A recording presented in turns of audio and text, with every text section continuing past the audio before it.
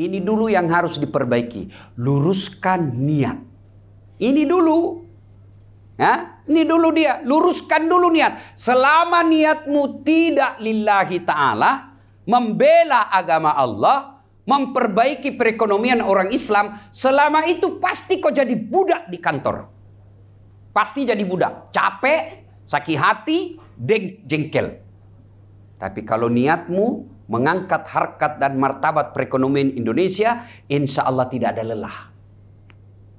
Kenapa? Orientasi kita bukan fulus, bukan karir. Orientasi kita apa?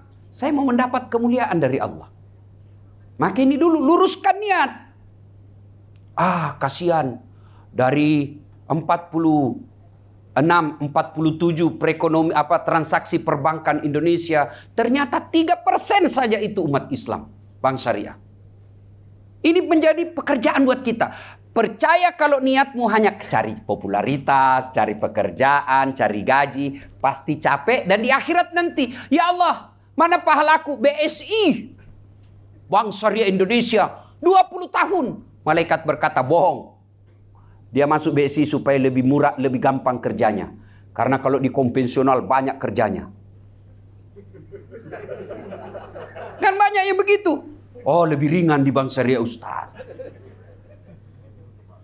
Nah, maka otak-otak seperti ini pasti capek dan lelah. Saya kasih teori, kisah paling gampang.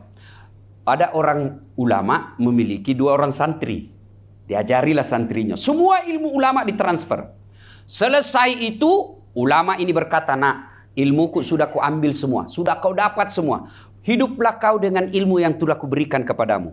Turunlah dari pondok 2 orang ini. Satu jadi pedagang, satu jadi tukang kebun. Yang tukang kebun, Pak, dia tanam ubi. Panen. Bagus panennya. Dia ingat gurunya. Saya bisa panen seperti ini karena jasa dari ilmu guru saya. Maka dia ambil hasil panen yang paling baik.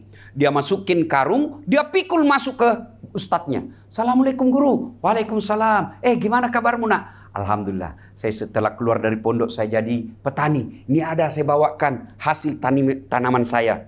Kata gurunya, baik sekali kau nak, bawa masuk ke ibumu. Bawa ke ibunya itu ubi. Cerita-cerita kata muridnya, guru saya mau pamit dulu, ada pekerjaan penting. Tunggu dulu nak, kau duduk dulu. Masuklah ini guru, cerita ke istrinya, bu, itu ada murid kita dibawakan ke ubi, apa dikasih? Dia bilang tidak ada. Kasihan dia kalau pulang kosong. Tidak ada. Cuma ada Pak Komut kemarin itu datang bawa kambing. Ya sudahlah, kasih aja itu kambing. Daripada dia kosong kasihan pulang. Saya juga kolesterol. Akhirnya pulang bawa. Tadi pergi bawa apa bu? Bawa apa? Pulang bawa kambing. Di jalan ketemu temannya Pak. Dari mana kau teman? Saya dari pondok. Ketemu guru. Loh, kok ada kambing? Itulah guru kita, Masya Allah. Saya cuma bawakan ubi, dia kasih saya kambing. Apa? Ubi kau bawa? Iya, dikasih saya kambing. Jalan kalkulatornya ini, Pak. Namanya pedagang, Pak. Mikirnya untung rugi. Ini aja cuma ubi dia bawa, dikasih kambing. Dia pulang, dia isi mobil open cup-nya sembako. Gula, beras, minyak. Naik ke gurunya. Assalamualaikum guru. Waalaikumsalam. Ini, bagaimana? Saya jadi pedagang guru. Ini ada saya bawakan. Ini. Ada saya bawa sembako. Alhamdulillah. Pas mau pulang dia, tunggu dulu. Kau duduk dulu. Ibu, itu datang dibawakan ke sembako. Enggak ada. Kok masa enggak ada kecuali itu ubinya temannya. Ya kata gurunya, sudahlah. Kasih aja itu ubi. Pergi tadi bawa apa? Pulang bawa ubinya lagi temannya. Begitu juga di Bank Syariah ini. Sama jam kerja kita. Sama pangkat golongan kita. Sama nama kantor kita. Tapi demi Allah, di depan Allah, tidak sedikit yang pulang ketemu Allah membawa kambing, tapi tidak sedikit juga yang pulang bawa ubi. Luruskan niat. Kalau Bapak bekerja hanya karena mau dilihat Pak Komisaris, mau dapat penghargaan dari Pak Dirut, capek bos. Capek. Disuruh kerja 10, 9 yang betul. 1 yang salah ini yang 1 dipersoalkan. Goblok memang kamu. Apa enggak capek Pak? 9 benar, yang 1 dipersoalkan. Tapi kalau Bapak bekerja lillahi ta'ala, Tidak ada kata capek dalam kamus hidup kita. Itulah yang disebut pejuang. Kalau hanya jadi pegawai, datang ceklok 7.30. Makan siang, pergi lagi makan. Jam 17.30 ceklok lagi, pulang lagi, kena macet. Jam 10 baru sampai di rumah. Kalau hanya dapat gaji, Pak, hanya Bapak kejar gaji, Bapak kejar pangkat jabatan, di akhirat nanti semua itu akan jadi sia-sia, tidak menjadi amal.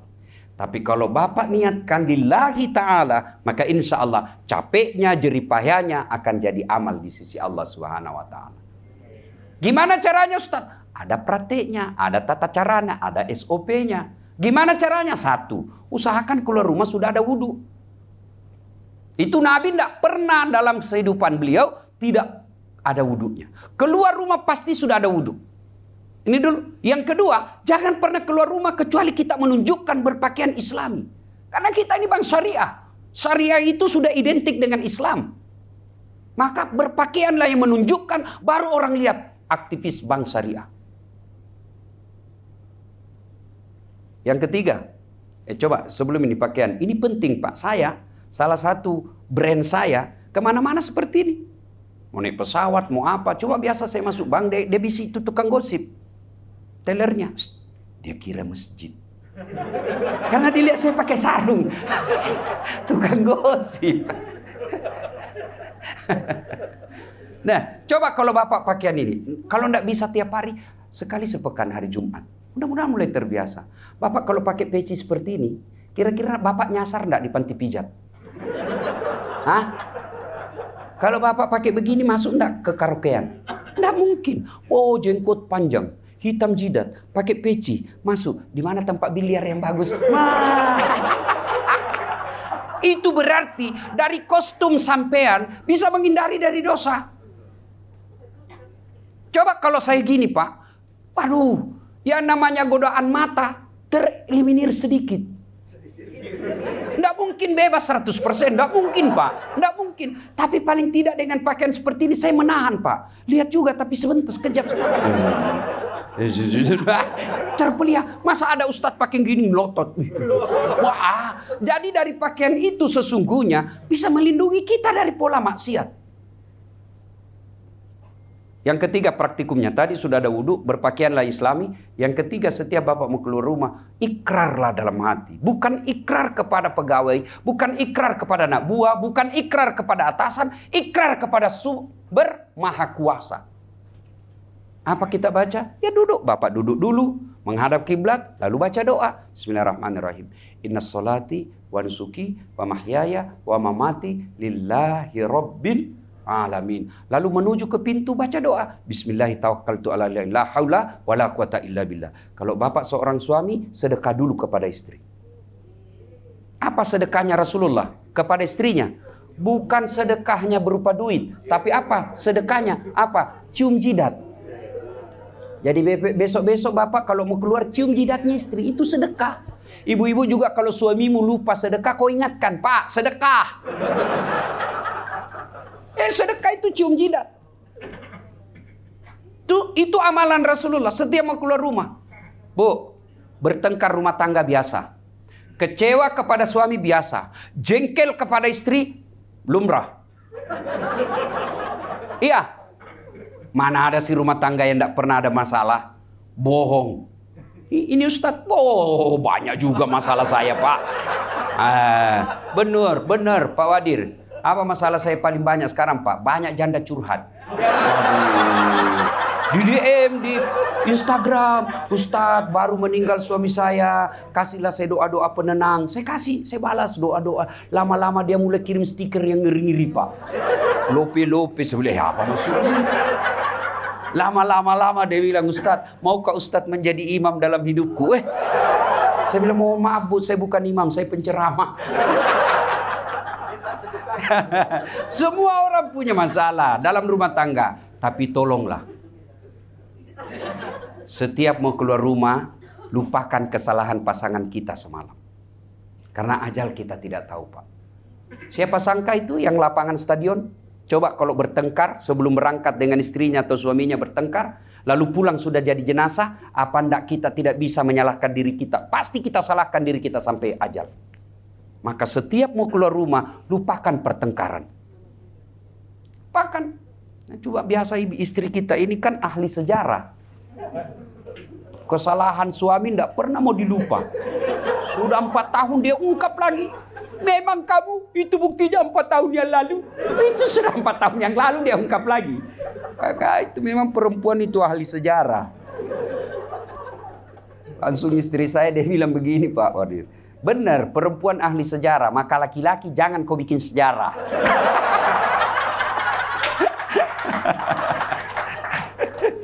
Ya, 2, Ibu Bapak luruskan niat. Bapak Ibu, tuan-tuan adalah aktivis Bank Syariah Indonesia. Tentu karakter dan gaya hidup harus beda. Kalau gaya hidup kita, karakter, tutur kata kita sama aja, beda casing saja itu, Pak. Tidak ada plusnya di hadapan Allah. Kalau kita betul-betul pejuang syariah, maka insya Allah akan membawa perubahan dalam hidup kita. Dunia dapat, akhirat juga dapat. Ketiga, poin kita sinergi. Sinergi itu kerja yang baik, persaudaraan, kerja yang saling menopang. Itu sinergitas. Tidak usah cerita dulu yang lain-lain. Coba lihat, Rasulullah mau lihat yang namanya mengutamakan ukhuwah, persaudaraan. Karena tidak mungkin ada sinergi kalau tidak ada persaudaraan. Tidak mungkin. Ya, coba lihat. Sinergi ini tidak mungkin ada tanpa persaudaraan. Tidak mungkin ada tanpa ukhuwah, persatuan. Nah, untuk sinergi ini dulu deh yang Bapak lepas di Bank Syariah Indonesia. Merasa saya dari Mandiri. Saya dari BRI. Saya dari BNI. Saya lebih besar. Ini yang banyak penyakitnya di Bank Syariah Indonesia. Selama masih ada sekak-sekak seperti ini, tidak mungkin kita bisa bersinergi dengan baik, Pak. Dan kalian yang di Bank Syariah Indonesia takabur kalau tidak menunjukkan kerja yang baik. Kurang apa BSI? Besar, Pak. Baru, kalau saya tidak salah belum 2 tahun kan kita sudah COVID baru diresmikan ini kan. Sudah masuk masa COVID. Belum 3 tahun, Pak. Tapi sudah punya gedung mewah seperti ini. Coba kasihan yang dari nol dia merintis. Bapak belur. Bapak alhamdulillah sudah mapan. 3 bank besar. Maka kalian keliru kalau tidak punya kinerja yang baik. Tidak perlu lagi Bapak cari kantor, cari ini. Sudah sampai langsung, Pak. Nah ini dulu yang diperangi bareng-bareng. Jangan ada merasa, oh itu dari Bank Mandiri. Oh itu dari BRI. Oh itu dari BNI. Maka selama ada seperti itu, maka tidak mungkin kita bisa bersinergi dengan baik. Persaudaraan. Dan biasanya yang merusak persaudaraan kita di kantor, 1, sombong. Apa yang mau sombongkan Bapak dengan kantor ini? Apa yang Bapak mau sombongkan? Padahal semua itu sementara. Komisaris, sementara. Direktur, sementara. Kaya, sementara. Penderitaan, sementara. Semua hanya sementara. Mutasi, sementara. Yang abadi, apa yang kita lakukan? Nah, Ibu Bapak, saudara-saudara sekalian, mari meneladani Nabi. Hilangkan kesombongan. Tidak mungkin kantor ini baik kalau di dalamnya banyak manusia sombong. Mentang-mentang kita direktur utama. Oh, jangan sombong, Pak. Apa? Ada batasnya. Apa batasnya? Baiklah kalau Menteri BUMN masih senang sama kita. Oke. Tapi ada batasnya apa? Pensiun. Ada yang bisa lawan pensiun? Tidak ada, Pak. Apalagi merasa cerdas. Aduh, jangan sombong karena ilmu. Wa ma utitu minal ilm illa qalila, kata Allah. Saya tidak kasih kamu ilmu kecuali sangat sedikit. Apa yang kamu sombongkan dengan ilmu? Maka kalau ada penceramah merasa sombong, ciri-cirinya hanya mau menang sendiri, semua orang salah, seolah-olah dia hanya panitia hari kiamat. Dia pemilik hak paten masuk surga neraka. Oh, ada juga begitu, Pak. Saya jadi ustadz seperti ini. Jangan sombong. Saya bisa seperti ini, Pak, bukan karena hebat, karena ada penontonku. Saya ceramah di sini, Pak, 2 jam menggebu-gebu, nggak ada yang nonton. Lewat Pak Wadir. Sudah lama gila itu Ustaz. Iya toh. Apa yang kita mau sombongkan? Maka orang makin tinggi jabatannya. Makin populer. Makin cerdas. Makin cakep. Tapi tawadu. Itulah sifat Rasulullah Muhammad sallallahu alaihi wasallam. Tidak ada rasa sombong. Nah, tidak mungkin ada sinergi kalau kita meremehkan orang lain. Apa sih itu sombong, Ustaz? Apakah sombong itu memakai barang mewah? Enggak, Pak. Kalau Bapak punya rezeki, pakai itu. Namanya perhiasan. Ibu-ibu punya berlian, pakai itu, Bu. Jangan simpan di meja. Namanya perhiasan, memang mau dilihat. Apa sombong? Tidak. Lalu kapan dia sombong? Apabila dia mengandung dua karakter. Satu, nganggap remeh orang lain. Dua, menolak kebenaran. Itu sombong. Ngeremehkan orang lain, nolak kebenaran. Itulah sombong. Mentang-mentang kita S3 bidang ekonomi syariah. Ada tiba-tiba kasihan yang cuma tamatan D3. Dia beritahu, apa kau tahu kau? Saya ini doktor. Sombong. Ilmu itu saling mencukupi. Saya hebat di bidang dakwah. Tapi mati akal saya kalau berhadapan dengan IT. Ada orang hebat bidang IT, mati akal dia berbicara dengan hadis.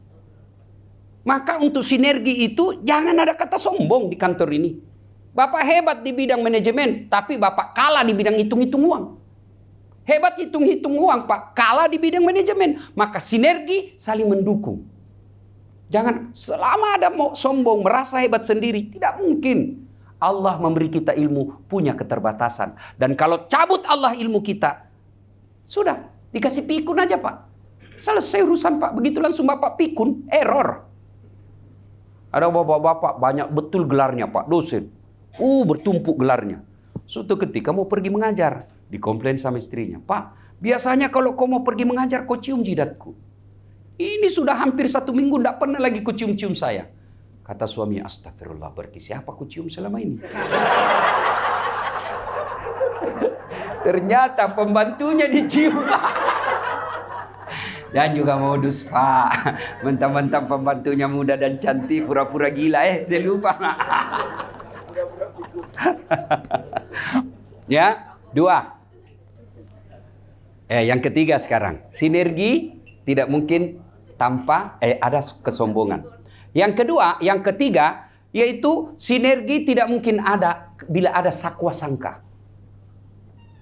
Sangka buruk.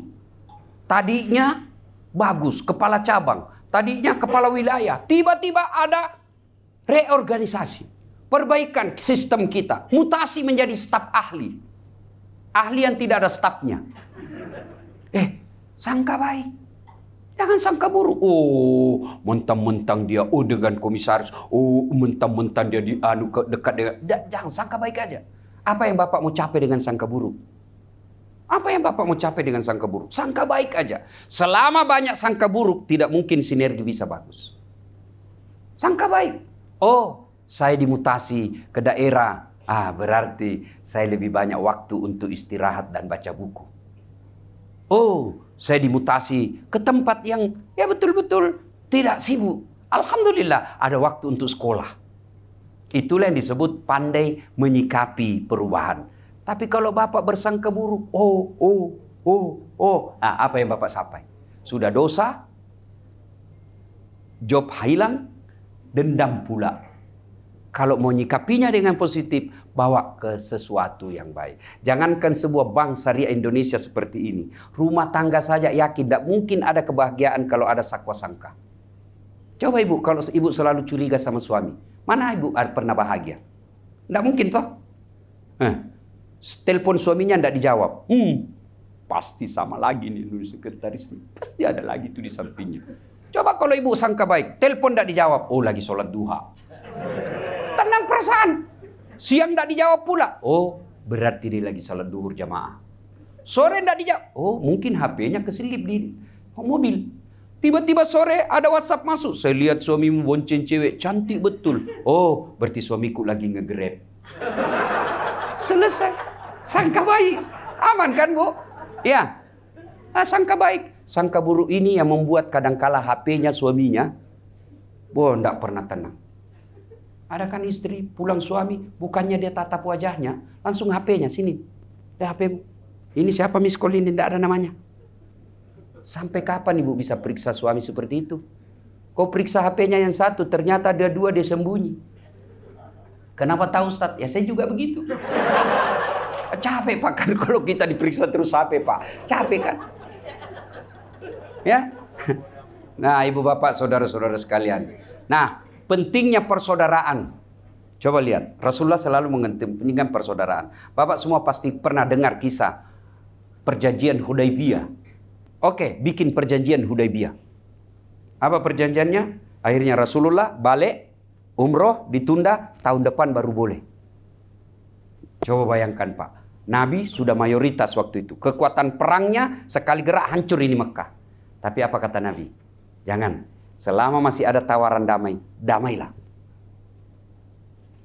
Mau lagi lihat Rasulullah waktu Taif, belum lagi hijrah ke Madinah. Nabi di Mekah diteror secara fisik, teror secara mental.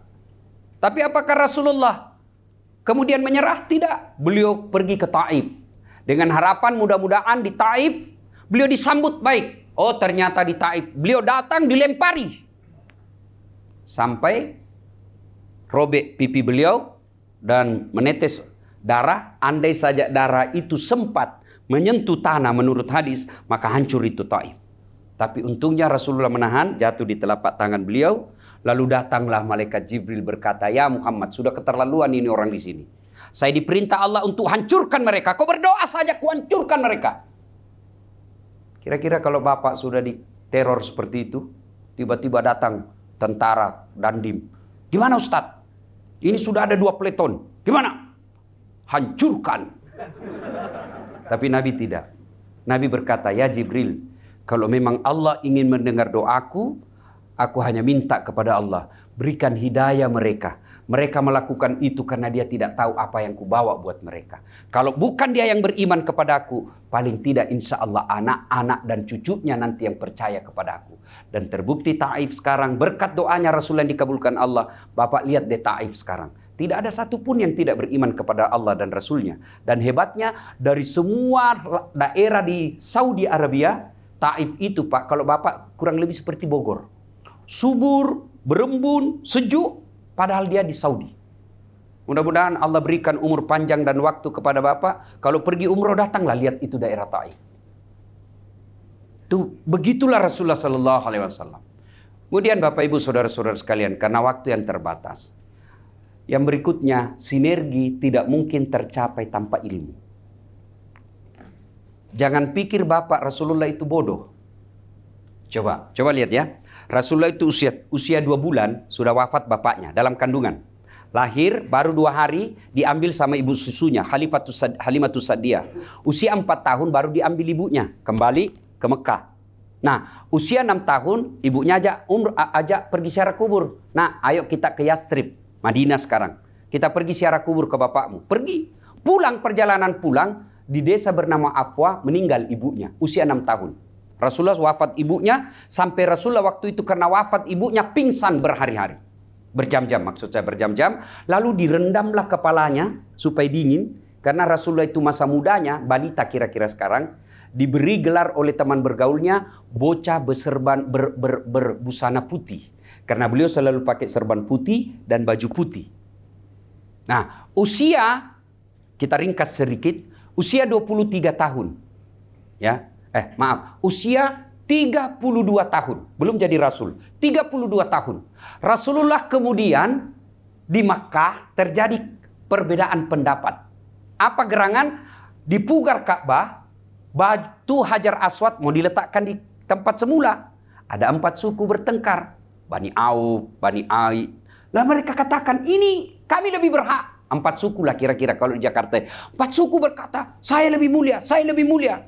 Lalu berhari-hari tidak ada keputusan. Abu Lahab berkata, kita tunggu siapa besok yang pertama kali muncul di pintu itu. Dialah yang kita suruh untuk menunjuk di antara kita 4 ini. Tunggu. Ternyata siapa yang muncul? Muhammad. Waktu itu belum jadi nabi. Wah, benar. Ini nih, cocok nih. Ini yang kita gelar Al-Amin. Karena Rasulullah sebenarnya, Pak, dari sejak lahir sampai usia 40 tahun tidak ada yang benci beliau. Tidak ada masyarakat Mekah yang membenci beliau sampai usia 40 tahun. Nanti ketika dideklarasikan menjadi penerima dan penyebar wahyu, la ilaha illallah, barulah orang Mekah membencinya. Tapi beliau senang sampai disebut gelar orang Mekah Al-Amin, yang terpercaya.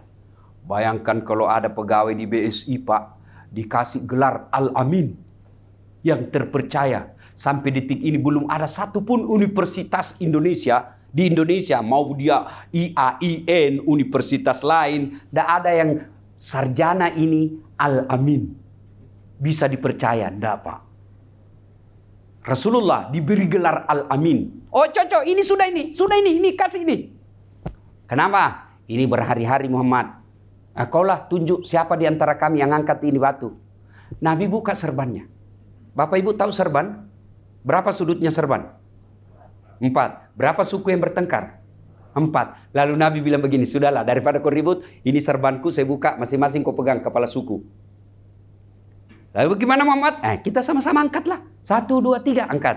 Supaya kau tidak bertengkar, pegang masing-masing. Letakkan semua tanganmu, kita letakkan kembali tangkap semula. Selesai masalah tanpa masalah. Ini hanya bisa dilakukan oleh orang cerdas. Keliru kita kalau selalu mengatakan Nabi bodoh. Tidak. Nabi hanya tidak tahu membaca dan tidak tahu menulis. Tapi tidak identik goblok. Nenek saya tidak tahu membaca. Tapi tahu uang. Iya Pak. Dagang lancar dia Pak. Padahal tidak tahu membaca. Jadi apa hikmahnya Nabi tidak tahu membaca dan menulis? Untuk menghindari fitnah bahwa kitab suci umat Islam itu karangan dan tulisan Muhammad. Karena sejarah tidak bisa membuktikan bahwa ini karangan Muhammad. Kenapa? Karena ahli sejarah pun membuktikan Muhammad tidak tahu menulis dan tidak tahu membaca. Maka tidak mungkin Quran karyanya Muhammad. Ini betul karya ilahiyah. Nah ibu bapak saudara-saudara sekalian, sambil menunggu dan memperbaiki diri, tuntut ilmu.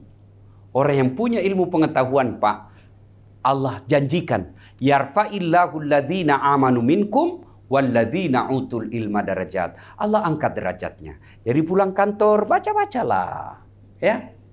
Baca, belajar. Mudah-mudahan dengan ilmu itu Allah angkat derajat. Bukan cari muka. Banyak juga pegawai mau naik pangkat cari muka. Ya Pak. Kan tidak ada lagi harga diri. Biasa mau bos. Kalau Allah mau angkat derajatmu, satu dunia mau jatuhkan tidak mungkin. Tapi kalau Allah yang mau jatuhkan satu dunia pertahankan, pasti jatuh. Maka lebih baik belajar, karena Allah janjikan orang yang punya ilmu pengetahuan kami angkat derajatnya. Pak Wadir berkenan. Kalau mau memperbaiki ini, peradaban di sini, ilmu kuncinya. Ilmu. Kurang apa jahatnya itu peradaban namanya jahiliyah? Itu kan jahiliyah Pak, peradaban jahiliyah itu. Lalu apa yang Allah pertama turunkan? Bukan perintah puasa, bukan perintah haji, bukan perintah zakat. Tapi apa yang Allah perintahkan pertama adalah baca. Yang kelima, karena waktu yang sangat terbatas. Ya ini ibu-ibu nih, yang banyak emas-emasnya. Kalau ibu meninggal siapa yang pakai itu emasmu? Anak bukan, istri kedua. Pasti kawin lagi suamimu. Iya toh? Iya. Pasti kawin lagi. Waktu kau meninggal kan tidak boleh bawa emas. Dia cabut lagi. Ini cincin nikah saya dulu. Ini waktu saya pergi wisata di Singapura dia buka. Ini waktu saya umroh dia buka semua. 6 bulan kemudian dia ketawa kasih istri barunya. Ini cincin kau pakailah. Ini dulu sini. Ini gelang dulu pakailah semua. Akhirnya apa? Siapa yang pakai? Istri kedua. Daripada dipakai istri kedua Bu, mending scan barcode. Benar Pak. Hei Pak, Bapak-bapak, rumah yang mewah Bapak punya, kalau Bapak meninggal siapa yang punya? Anak mantu Pak. Suaminya anakmu yang perempuan. Iya kalau dia orang soleh, kalau dia nakal, dia pukuli anak kita, dia kasari anak kita, padahal rumah kita ditinggali. Kan ada kejadian begitu. Maka sedekahlah tolak bala. Demi Allah Pak, Bapak wafat pasti mati. Ini muka-muka sakaratil maut semua kita nih. Mau kemana? Bapak tahu enggak? ketika kita sudah dalam kubur, ada 5 jenis penyesalan manusia. Satu di antaranya, mereka menyesal tidak menafkahkan hartanya jalan agama Allah. Maka sedekah. Dan demi Allah, tidak ada orang bangkrut gara-gara sedekah. Tidak ada orang bangkrut. Tunjukkan saya orang bangkrut di kantor ini gara-gara dia rajin sedekah.